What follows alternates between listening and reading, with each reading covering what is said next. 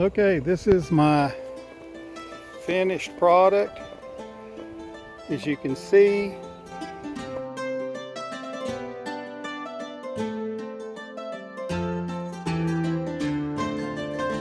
hi there. In today's video, we're going to talk about making changes. Never accept status quo. If you can figure out a way to make something better or to grow a better plant, do it. Don't hesitate to jump in and try something new. I have made 2 revisions to my frost covers. I do want my frost covers to be something I can easily take apart and move them from one spot in the garden to another. I can completely dismantle them, everything except the frame. So in today's video, I'm going to show you our latest revision, the second revision, and I believe you will agree with me, it's a much better system than what I started with. Hi there. I guess you wonder where I've been because I've not posted anything for almost 2 weeks. Those that follow me know that I am a diabetic. I'm a bad diabetic. It is type 2 and I try to keep it under control. But my A1C recently went from 7.1, jumped up, it's in the low 9s. So my doctor decided it was time that we change some of the medications because it was very apparent they weren't working. So what he's put me on now, and I'm giving a brand name here, but I don't care, that's just me. He put me on Trulicity. And that stuff, you take 1 shot a week. But it is something your system has to really get used to. I have been so nauseous. I have just been so sick at my stomach that I've not really wanted to do much of anything for about the past 2 weeks. It's just, I get up, first thing I want to do is fix myself a cup of coffee. Just smelling the coffee makes me just have this queasy feeling. I just get so nauseous. But those that know my sister Pam, she's also a diabetic. She's been on this stuff for a while and it has done phenomenal for her. But she warned me. Pam said, "Bub, you're going to be sick." She said, "When you start that stuff," she says, "it's unreal. And just hang in there. It's going to take about 3 weeks for it to get better." So hopefully I can get back to my regular Monday schedule and things can get back to normal. But when you're sick at your stomach, you just don't really want to do much of anything. But it's going to get better. I'm sure it will.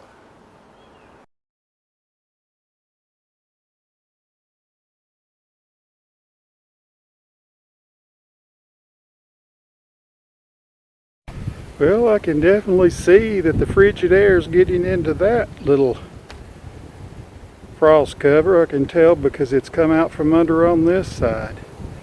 Any damage that's been done's been done. It's 17 degrees at 1 p.m. here on Christmas Day, December 25th. Okay. This has been here for a while, but it's time for me to finish it up. That's a 3-foot section there.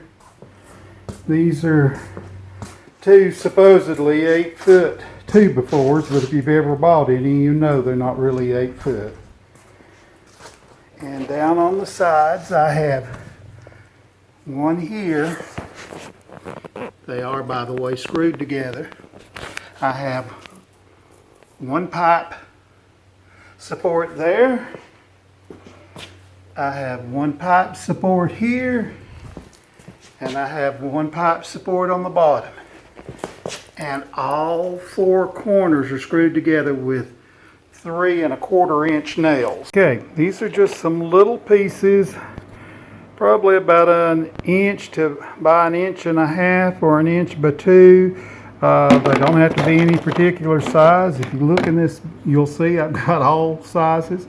This is just simply a piece of leftover plywood that I cut into spacers and drilled a hole in them. I've taken my PVC pipe as you can see right there in the S, and down here in the S I've drilled a hole. I have a hole in each end so that I can attach that. Now you might say, well, what are you going to do? Well, I'm going to attach this with a spacer.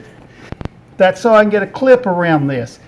I'll start out, since it's so cold, with a frost cover, and just as soon as it starts warming up and it's not freezing at night, I'll need to switch this over to an insect netting. But I can switch the netting, so I can use it year round. Here's another little tip to use. See those writings? They run down there in a straight line. I'll take that where it says peace. I'll drill there. I'll go up here. I'll go up here to where it says peace, and I'll drill there. That way my holes will be lined up on the same side. Now, trying to drill on this is very hard. The thing to do is to lay the drill bit on the word peace and scuff up that side before you start trying to pull up your drill and drill a hole. Okay, there's the word peace that I was talking about. I have it in a vise so I can use both hands. I'm simply going to lay that drill bit right there, and I got to lay the camera down. I'm going to hold it still. Now it doesn't look like much, but there's a little divot there. Now I can start my drill bit going down there without it jumping all over the place. I've screwed a 2-inch screw in here, and I've got the end there. I'm going to now take and screw on a spacer. Okay, I raised the sliding door there so Lucy could come in, but she'd still rather be outside. She says she's been in too much this winter as it is. Okay, I have a spacer on this end, and I have a spacer on this end. And anybody that is OCD would go absolutely crazy looking at this. This would just drive them up the wall. I'm not trying to build something that really looks nice. I'm just trying to build something that's going to keep the frost, and this summer keep the insects off my vegetables. I don't care how bad it looks, as long as it does its job perfectly. Okay, now I've got my screw in there and the spacer there. I've got my screw in on this end and my spacer. But I found out something. If you're going to put that on, you got to back that out to where it's at the end. If you don't, you can't get it. If you don't back that thing off like that, I could not screw it in. And I got to think, well, why? And it's working like a lock nut on it. So unscrewing it and then starting it, I could get it on there. Okay, I have them screwed into my 2x4s and my spacers there. And you might say, well, why do you need spacers? Because when we put the cloth on there, Lucy, have you decided to come join us? Are you coming to see what I'm doing? As we put that frost cover or the insect netting, we need to put it on here, and I'm using just regular binder clips that hang on there. And trust me, this winter I had one of these that I put up in the fall using this same system, and even through some very strong storm winds, nothing budged. It stayed right where it was on the frame, and unfortunately with the old design it blew off, but it stayed on, but there was great big gaping holes and there was wind blowing through it. This is a much better system. It holds in place either the frost cover, and most importantly, it holds the insect netting to where the insects cannot get to the vegetable plants. And I did, yes, put that at the higher end to leave plenty of room for this to be against the ground, and place extra insect netting there. Okay, I've now cut some 8-foot pieces of 1-inch PVC. These have been slid down in here. There's enough pressure to hold them steady. And I've got one here. I've also put on a very loose T-joint. I'm going to wedge a little piece here and a little piece here. When I get my pipe, I'll put a wedge in that. And when I put on my pipe on there, I'll put wedges in there as well. I want to make sure it's something that's not going to cut my fabric as the wind blows. There'll be one on the opposite end down there, and that is simply to keep everything held tight. Also remember, when the fabric is wrapped over this, and it will be wrapped tightly and clipped to these side rails. Okay, it's loosely in there. Now these pieces are tight because I have wedged little wooden pieces in there.